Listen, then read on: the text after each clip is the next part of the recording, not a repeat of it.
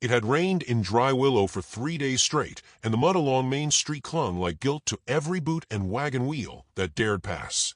The storm had softened nothing. It only made the sorrow quieter, duller, like a wound left to rot instead of bleed.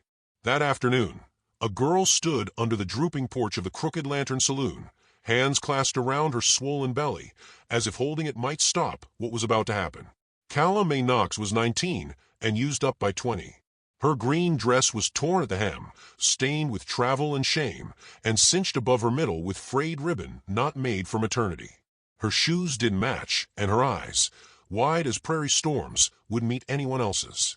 She looked like something once loved and left outside too long. Inside, her brother was drinking on what he called his last tab. Jedediah Knox had charm when sober and fists when he wasn't.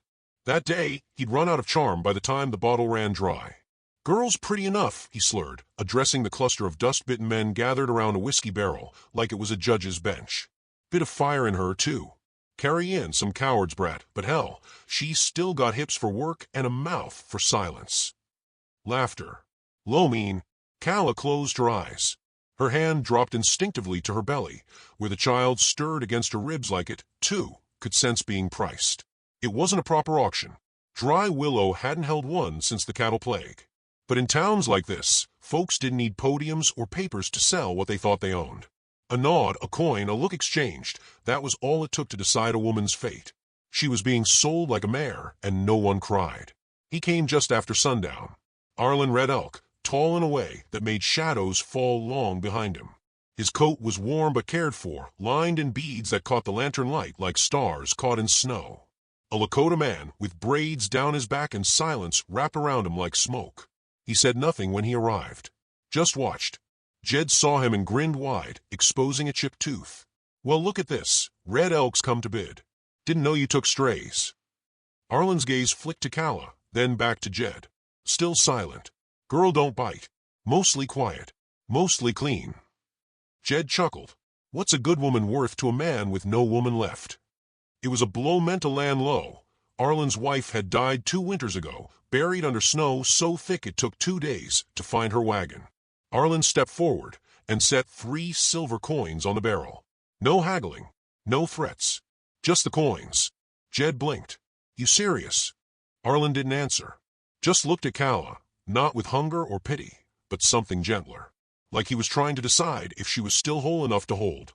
Jed spat in the mud. She's yours. Not like anyone else was buying." The laughter faded as Arlen approached. He held out a blanket, clean, heavy, woven with patterns from a tribe most men in town didn't bother to learn the names of. Calla didn't move. "It's warm," Arlen said quietly, his voice rough as worn leather but steady. "You'll need it tonight." She took it with slow hands, unsure if this was mercy or just another transfer of ownership. "Let's go," he said, and turned without touching her. She followed. The ride out of town was silent, but for the wet clop of the horse's hooves and the drip of water from pine branches. Calla sat behind him, not close enough to share warmth. She clutched the blanket and watched the woods pass like ghosts. The trail twisted east, where the land rose into the hills. The air smelled of pine and ash, and the faint scent of sage crushed under hooves. She wondered what sort of man lived out here alone, taking in pregnant girls like strays, and asking nothing in return. "Why'd you do it?" she asked at last, the words trembling like wet leaves. Arlen didn't turn. Didn't like the way they laughed. She nodded once. That was reason enough. By the time they reached his cabin, the moon had slipped behind cloud. The place was small, timbers black with age, smoke curling from the chimney, a porch with an old rocking chair, and dried herbs hanging from its beams. It looked like a place time had forgotten, but hadn't the heart to destroy. He dismounted and reached for her hand to help her down. She hesitated, then took it. Inside, the cabin smelled of cedar and tobacco. There was a fire already lit, a stew bubbling low, a cradle tucked in the corner, half-carved, as if someone had started a task years ago and never finished. He gestured to a chair near the fire. "You can rest there." Calla sat slowly, her whole body stiff with weariness. Her belly ached, her feet throbbed, but more than that, her pride burned, low, constant dull. "I don't need charity," she murmured. Arlen sat across from her, removing his coat. "Didn't offer charity." She frowned. "Then what did you offer?"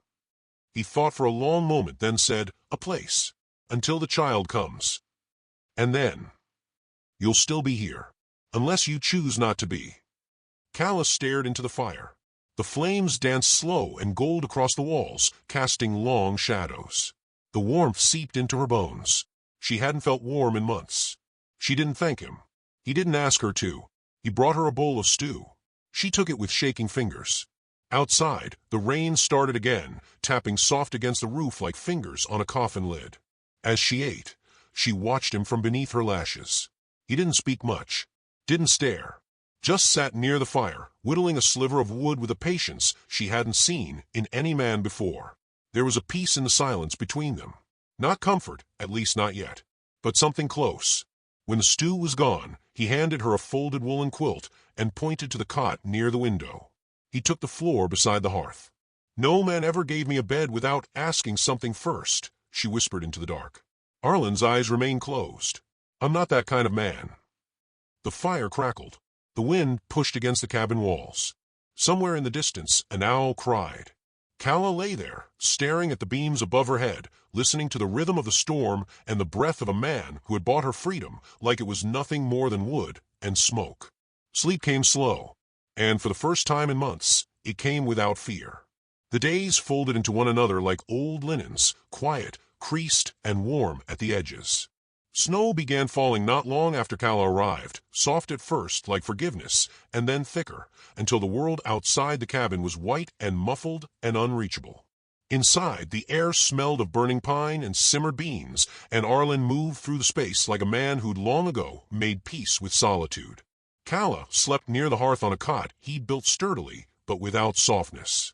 He gave her every blanket he owned, and she arranged them carefully, making a nest of fabric between her body and the world. Her belly grew heavier. The child inside her shifted often now, elbows pressing out in gentle jabs, as if testing the walls of its small prison. Sometimes late at night, she'd whisper to it, "Wait, just wait. We're not safe yet." Arlen never asked about the child's father, never asked what had happened on the road, or why a girl like her had been brought low enough to be sold for coin and pride. He offered no questions and no judgments, but he offered space. A chair at the fire, a full bowl at supper time, a few more inches of trust each day. He spent most mornings splitting wood with a rhythm that echoed through the trees. Calla would watch from a window, one hand resting on her stomach, wondering how a man so large could move with such stillness. His braids swayed with each swing of the axe, long as a river snake. He rarely wore gloves. His fingers were raw, wind-bitten, honest. When he came back inside, he'd nod once toward her and shake the snow from his shoulders. Sometimes he brought in a hare or grouse, silent trophies of quiet hunts. Sometimes he said, "You eat yet," and handed her a tin cup of hot water with a sprig of spruce floating in it. They never talked long, but silence between them became less sharp. It turned into something else, like a blanket passed between hands, shared without needing explanation. One evening, Calla sat near the fire, her fingers wrapped around her teacup, eyes rimmed with sleep. "You always lived alone?" she asked. Arlen looked up from the blade. He was honing. "No." He didn't say more. She didn't press. Another evening passed with the storm groaning against the walls and smoke curling like memory up the chimney. "You ever have children?" He paused, then resumed his slow strokes against the whetstone. "No." She lowered her gaze. "Sorry." He shrugged. "Not your sorrow." In time, she learned his movements. The way he fed the fire just before dawn. How he tested the water barrel with the back of his hand. How he set one bowl slightly closer to her seat than the other, like a small gesture of care. He hoped she wouldn't notice. But she noticed. In turn, he learned her quiet rhythms. The way she hummed while washing tinware, tuneless but steady. The soft way she touched the wall beside her cot when rising each morning, grounding herself. The care she gave to folding his shirts even though he hadn't asked. And how she spoke to the unborn child at night in half-songs and hushes, as if it could already understand the weight of being unwanted. One afternoon, when the sun returned in pale streaks through the trees, Arlen found her outside, sitting on the stump he usually used for chopping. She had wrapped herself in his mother's old shawl, the one stitched with crow feathers and red ochre thread. He stood in the doorway watching. "I'll mend the edge," she said, not looking at him. "It's coming loose." He nodded once. She'd like that. Calla glanced up. Your mother. He stepped forward slowly, boots crunching against the snow. She taught me everything that matters. But not how to keep someone. Calla turned her gaze back toward the trees, blinking slowly. Seems to me you know how to keep peace. They stayed like that a while, her seated, him standing, neither quite ready to break whatever strange, soft thing had formed between them. Later, she returned inside, shawl in her lap, needle in hand. She stitched slowly, carefully. Arlen watched her in the firelight, and for the first time, let his gaze linger. You sew like someone who learned late, he said. She smiled faintly. Only thing Mama taught me before she died. Silence fell again, but was warm this time. Not empty, just full in a different way. As the weeks passed, her body ached more. Her ankles swelled, and sometimes she cried when she thought he couldn't hear. He never approached those moments, but she always found fresh tea waiting, or a cushion added behind her back, or firewood already stacked by the hearth before she asked. One night, a fierce wind howled outside like a banshee loose from a storybook. Calla sat staring at the flames, her hands clasped around her middle. Arlen had been sharpening his knife, but paused. You're afraid, he said not unkindly. I don't know how to birth a child alone, she whispered. I don't know if I'll live through it. He set the blade down gently and leaned forward. You won't be alone. Her eyes flicked toward him, glassy and uncertain. Why would you help me? What will you get from this? Arlen didn't answer immediately. He stared into the fire, his features shadowed and thoughtful. There's too much taking in this world, he said finally. I don't want to be part of it. Calla let that sit in the air. The fire popped. Outside, something thumped softly against the cabin wall, a branch or the night itself. You don't owe me, she murmured. I know, but you protect me anyway. He nodded once. I protect what I respect. Those words reached somewhere deep inside her, deeper than shame, deeper than the ache of being discarded. She blinked fast and looked away. Do you ever miss your people? She asked softly. He nodded again. Every day. Then why stay here? He met her eyes. Because here is where I can offer something. She exhaled, a shaky sound like winter leaving the lungs. They didn't speak the rest of the night. But when she rose from her chair to go to bed, she paused by his side. Not close enough to touch, but close enough to feel warmth. I didn't trap you, you know, she said, voice low. I know, he said again. Then she turned, climbed into her cot, and pulled the blankets over her belly. He watched the fire a while longer before settling near it, the silence between them no longer a barrier, but a bridge neither of them had yet named. That night, as the fire died down to embers and the snow thickened outside, Calla dreamt not of the man who had broken her or the brother who had sold her, but of a cradle carved by quiet hands, and a man who moved like still water, carrying her shame as if it were wood for the fire. And Arlen, though he said nothing, lay near the hearth and listened to her breath, steady, calm, no longer afraid. He knew she did not yet love him. She might never. But her trust was growing, like a seed left in snow that still dared to believe spring would come. He closed his eyes and whispered words only the fire would hear. She slept near his hearth, but not yet near his heart. And somehow that was enough. The snow had begun to melt by the time Arlen hitched the wagon and told Calla they'd need to ride into town. The sun hadn't warmed much, but it had worn down the thick crust of ice until muddy veins reappeared on the road like old scars waking up beneath the skin. Calla hesitated at the door, her shawl pulled tight around her belly. She was nearly full term now, the weight of the child settling low, her back aching most nights. She didn't want to return to Dry Willow. Not to the alleys where she'd been traded like livestock, not to the faces that had watched and turned away. But Arlen said the midwife needed to see her, and she knew better than to argue with sense. I'll walk if you want me to, she said quietly, uncertain of how her presence in the wagon might look. Arlen turned, brow furrowed under his wide-brimmed hat. You'll sit. It's not pride we're carrying, it's a child. So she climbed up beside him, hands folded around the curve of her stomach, head lowered beneath the sky. As the trees fell away behind them, and the first roofs of Dry Willow came into view, a cold weight settled at the base of her spine. The town hadn't forgotten her. She could feel it in the way every glance hung too long, every conversation stopped when their wagon passed. The general store came first. A man stepped out to spit and froze when he saw her. An old woman nearby hissed something under her breath. Calla caught only the words trapped and redskin. Arlen said nothing, but Calla noticed the way his jaw tightened, his hands steady on the reins. He saw. He always saw. They tethered the horse outside the apothecary, and Arlen helped her down with one hand under her elbow, as he always did, careful and without claiming. Still, that small gesture was enough to catch eyes from the saloon porch across the road. Inside, the midwife examined her with cool fingers and a steady voice. "You'll likely birth within 2 weeks," she said, washing her hands afterward. "Plenty of time to settle nerves, if not the town." Calla looked up. "What do you mean?" The midwife, a lean woman named Ruth, exhaled through her nose. "Folks talk. Always have. They say you've roped a warrior into something he didn't ask for. Say you faked tears to get his charity, and now you've got his cabin, his name, maybe even his child."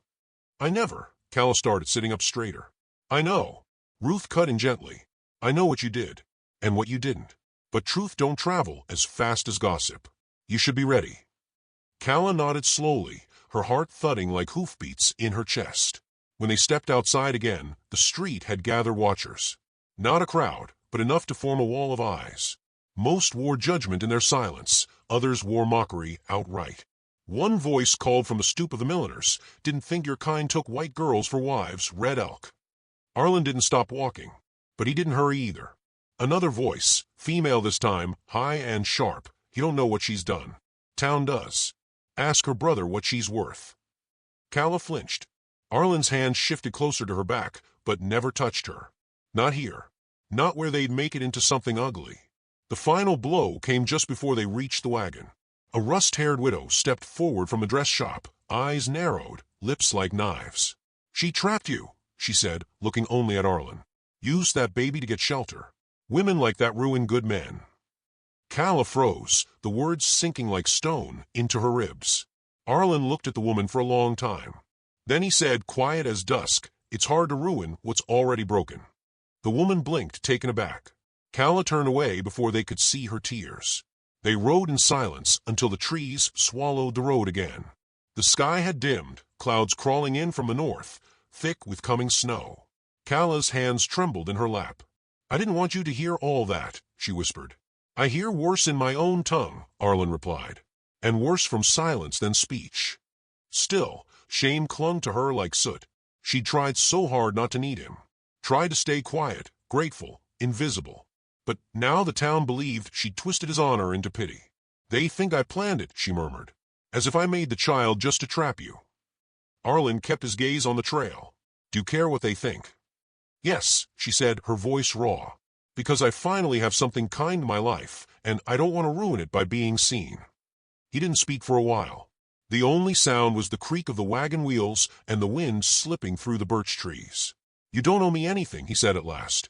"I chose to bring you in. I chose to keep you here.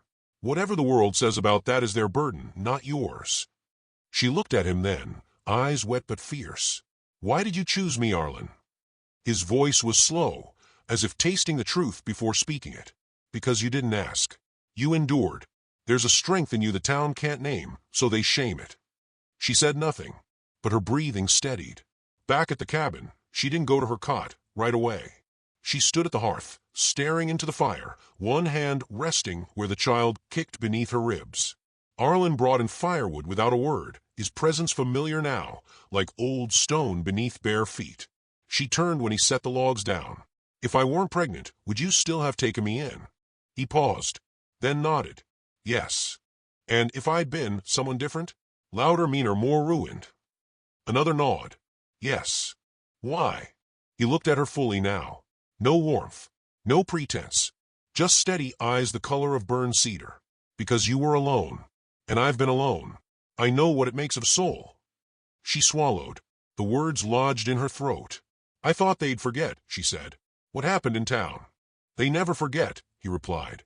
"They just wait for the next thing to judge." She sat slowly at the table. The chair creaked beneath her. Her whole body felt heavier, not just from a child, but from all the weight others had heaped on her. "They said I trapped you," she murmured. "You didn't. I'm afraid of what comes next." Arlen sat across from her, elbows resting on the table. He studied her, not the way men do when they want, but the way a craftsman studies wood before carving it, looking for the grain, the hidden strength. "I'll be here," he said. The fire crackled behind them. Outside, snow began to fall again, soft this time, like grace returning. Calla turned her face toward the window, watching the flakes drift down in slow spirals. She no longer believed she'd be safe from judgment. But maybe safety was never the goal. Maybe it was something smaller and braver, standing in the light while the world whispered behind your back. She reached across the table, not to take his hand, but to place hers near his. Just near enough to share the space. He didn't move away. That night, she lay in her cot listening to the wind. Her heart was sore but calm. The town might call her anything it liked, but she knew what Arlen saw, and what he didn't. She had not trapped him. But something between them was growing, careful and quiet, like wildflowers in thawing soil. And some things once rooted do not die easy. The storm arrived before dawn, thick as smoke and twice as fast. It roared down from the north in a gray fury, swallowing the treetops and laying white across the land with such speed it felt like time had tripped and fallen. Snow pressed against the windows of Arlen's cabin. Wind groaned through the eaves, and by morning, the world beyond the walls had vanished. Calla knew before she opened her eyes that something had changed. The pressure in her lower back was sharp, unrelenting. When she sat up, the pain blossomed, tight as a fist around her middle. She pressed her palm to her belly and whispered, "Not yet. Not yet." But the child had other ideas. Arlen was already stoking the fire when she rose. He glanced up, took in her pale face and stiff posture, and moved without a word. He helped her to the chair near the hearth, then crouched in front of her, his eyes scanning hers with a quiet steadiness she'd come to trust. "Pain?" he asked softly. She nodded, jaw tight. He placed her hand over his. "It's early." She nodded again, then shook her head. "Midwife said any day. I thought I'd have more time." Arlen stood, calm despite the wind screaming against the cabin walls. "We can't reach town," he said, more to himself than her. "We'll do it here." Terror swelled beneath her ribs like a second heart. She looked around the room, too small, too quiet, too far from help. "I don't know how," she whispered. Arlen's voice was steady as mountain stone. "I'll help you. We'll get through it." Outside, the snow deepened and the sky turned to iron. Time lost shape. Hours passed in pain and breath and silence. Arlen moved like a man with purpose, boiling water, laying down clean cloth, bringing her the carved bowl filled with snow to chew between contractions. He did not flinch when she screamed. He did not retreat when she wept. He stayed close, his presence like a held hand even when she couldn't feel her own. Once, in a lull between contractions, she caught him whispering something in Lakota, low and rhythmic, as he smoothed her damp hair from her face. She didn't understand the words, but their weight felt like prayer, old, weathered, and strong enough to carry them both. Her body became a battlefield. Sweat pooled at her temples, her legs shook, and her vision blurred with each wave of pain. She wanted to give up, to vanish, to slip into the snow outside, and be done with it all. But Arlen knelt beside her, his large hand bracing hers, voice like flint striking in the dark. "You are strong," he whispered. "You are meant to bring life." She sobbed into his shoulder. "It hurts." "I know. It's too much." "No, you are more." The final push came like lightning, bright, searing, blinding. Calla cried out, a sound pulled from the deepest part of her, and then sudden silence. Then a cry, small, startling, alive. She collapsed back, dazed, arms limp, breath gone. Arlen held the child in his hands, his eyes full of a wonder he did not speak aloud. The baby was pink and fierce, squalling as if already aware of the world's roughness. He wrapped her in a woven cloth and brought her to Calla, kneeling once more beside the cot. "It's a girl," he said softly. Calla reached out with shaking hands, drawing the bundle close to her chest. The child nestled against her skin, rooting instinctively, breathing fast and shallow. For a moment there was only breath. Hers, the baby's, Arlen's, all woven together like threads pulled tight after a long fray. Then Calla whispered, "Does she look like him?" Arlen didn't answer right away. His eyes were on the child, not with judgment, but with something else, something quieter, older. "She looks like someone new," he said. "Like her own." Calla nodded slowly, tears sliding down her cheeks. "I didn't think I could love anything again." "You don't have to think it," he said. "You already are." She looked up at him, the firelight catching the gold in her eyes. "Do you want to name her?" Arlen seemed surprised by the offer, but he didn't refuse. He turned his gaze to the window, to the snowstorm still raging outside, then back to the girl swaddled in Kala's arms. "Wiaka," he said. "It means feather. Something light that rides the wind and finds its own place to land." Kala smiled, tired and full in a way she hadn't known was possible. "Feather," she repeated. "Yes, she feels like that." The storm outside began to soften. The wind lost its howl, settling instead into a low hush, like the land exhaling after a long strain. Arlen cleaned the room while mother and child rested. He moved gently, placing logs on the fire, folding blood-stained cloth, rinsing basins. The work was steadying. He was used to the quiet rituals of tending. Later, when the baby had fallen asleep curled against Kala's chest, he returned with a fresh bowl of broth and sat beside her again. "You did well," he said. Kala looked down at Wiaka, stroking her tiny forehead. "I thought I would die." "You didn't," he said. "You lived. Both of you." She nodded, then looked at him directly. "You stayed." "I said I would." "I thought you were only helping me out of duty." His expression didn't shift, but something flickered behind his eyes. "I've done many things out of duty," he said. "This wasn't one of them." She stared at him, unsure whether to cry or smile. She did a little of both. Outside, snowflakes drifted like ashes, slow and soft, barely touching the ground before melting. Inside, the baby stirred, yawned, and settled again. Kala reached over, her fingers brushing Arlen's wrist for just a moment. It was not a plea nor a promise. Just contact, human and warm. He did not move away. The storm had come. The child had come. And something else, too. Something wordless and gentle had entered between them, like light through cabin cracks. Arlen looked at her, then at the child, and said almost to himself, "This house was too quiet. Now it has breath." Kala leaned her head back, eyelids fluttering closed. Her body was broken, her heart raw, but for the first time in years, she felt whole. And in the stillness that followed, she whispered to no one in particular, "We're not alone anymore." Outside, the wind carried that truth across the whitened hills. It began with birdsong and ended in blood. The morning after the thaw, the forest was slick with meltwater, the trees glistening like they'd been dipped in glass.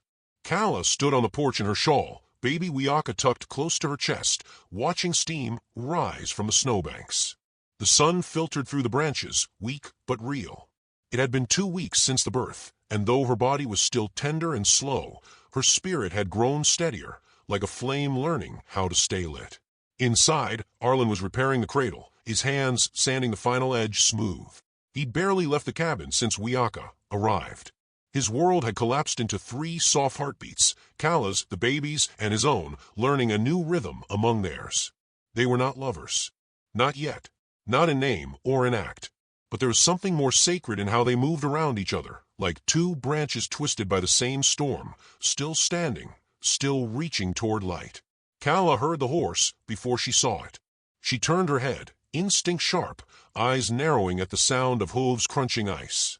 1 horse became 2. Then 3. Arlen stepped outside before she could speak. He didn't need her warning. He'd heard them long before. Riding up the path came Jed Knox, wild-eyed and thinner than before, his coat half unbuttoned and patched with dust. 2 men flanked him, strangers, lean and sharp as fence wire, pistols at their hips and smugness riding higher than their saddles. Kala's breath hitched. Jed reined in first, eyes scanning her, then Arlen, then the bundle at her chest. He spat into the snow. "Heard you had the baby," he drawled. "Must have been a proud day." Arlen didn't answer. He stepped down from the porch, placing himself between them and Kala without needing to look back. Jed dismounted, too casual, boots crunching, as he stepped forward. "She's my sister," he said. "That child's got my blood. And I figure since you've been playing family, you owe me for the goods I gave." Kala's arms tightened around Wiaka. The baby stirred but didn't cry. "You sold her," Arlen said flatly. "Drunk. In public." Jed grinned. "Sure did. But I didn't sell no baby. That's still mine to claim. Could fetch good coin in Santa Fe, white baby, fresh lungs." Kala gasped. "You can't. She's not yours to take." Jed's eyes glinted. "She's property now, sweetheart. Same as you once were." One of the hired men chuckled low, pulling a match from his coat pocket. The other leaned on his saddle horn, watching Arlen like a man sizing up a fence to leap. Arlen didn't raise his voice. He simply said, "Leave." Jed stepped forward again. "Or what? You'll scalp me like your granddaddy did to settlers." Arlen didn't flinch. "I won't kill you, Jed, but I will stop you." The snow fell silent. Jed made a sharp hand signal. The man on the left drew first. Arlen moved faster. There was no grand noise, no shouted warning. Just one quick blur of motion, a spin, a flash, and the man's pistol went flying into the mud, followed by a cry of pain. Arlen had thrown his hunting knife, handle first, striking the wrist clean. The second man fumbled for his weapon, too slow. Arlen had closed the distance. In a heartbeat, he was there, hand at the man's throat, slamming him backward into the saddle, disarming him with ease. The man slid off and didn't rise again. Jed pulled his pistol. "Back away," he hissed. "Back away, or I shoot." Arlen stood still. Kala, from the porch, stepped forward. "Jed, please, she's a baby. She's innocent." Jed's hand trembled. "You think I care? You think I didn't bleed for you? That I didn't gamble for us? You think I won't take what's mine?" Then Arlen spoke. Not to Jed, but to the world. "She is not yours. She was never yours. You lost your claim when you traded her for whiskey." Jed's hand twitched. Arlen's eyes narrowed. "Shoot if you need to." But Jed didn't shoot. Not because of mercy, but because fear had crept in and wrapped around his spine like winter chill. Arlen stood too tall, too calm, blood on his coat from another man's broken wrist. And behind him, Kala stood unshaken, the child in her arms wrapped in a shawl that looked like it belonged. Jed stepped back, defeated not by force, but by truth. "You'll regret this," he muttered, retreating toward his horse. "That girl will turn on you someday. Mark me." Arlen didn't move. Jed mounted and turned without grace. The wounded man limped behind, cradling his wrist. The third staggered to his feet, dazed and sullen. They rode off without pride. Kala didn't move until the last of the hoofbeats faded. Then she fell to her knees in the snow. Arlen was beside her in an instant. She hadn't cried in weeks. But now the tears came hard, wrenching sobs pulled from deep places. "He was going to take her," she whispered. He would have sold her." Arlen held her without hesitation, his arms wrapping around her and the child. "He didn't. And he won't." She pulled back slightly, just enough to look him in the eye. "Why would you risk that? Why put yourself in danger for me, for her?" He didn't look away. "Because I won't let this world steal from me twice." She stared at him, not understanding. He touched the edge of her cheek. "I lost a child. Long ago. One that never came into breath. I buried that dream beside my wife." Her breath caught. "You and Wiaka are not her," he continued. "But when I look at you, I don't see strangers anymore. I see home." Kala's hand lifted, fingertips brushing the collar of his coat, tentative, reverent. "You've done so much," she whispered, "and I've given nothing." "You've given life," he said, "and that's more than enough." They stood in the snow as the sun broke through the clouds for the first time that week. Golden light fell over the porch, over the trees, over the cradle, still waiting inside. Arlen turned toward town, then back to her. "I'm going to bring supplies," he said. "And when I do—" He hesitated, then added, "They'll ask questions." She nodded. "They always do."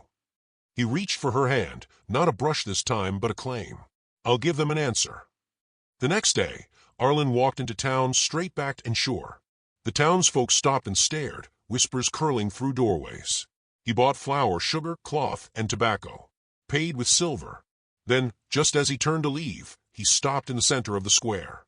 "She's my wife," he said, voice ringing across the street. No one replied. "She's my wife.